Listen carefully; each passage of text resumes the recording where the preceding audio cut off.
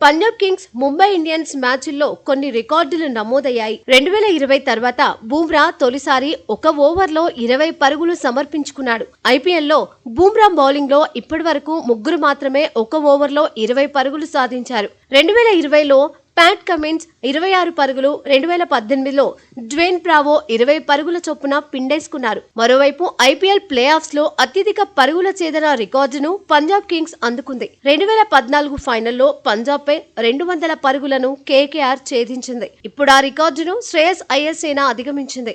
Mumbai Indians పై 200కు పైగా target ను ఛేదించిన తొలి జట్టుగాను పంజాబ్ కింగ్స్ నిలిచింది.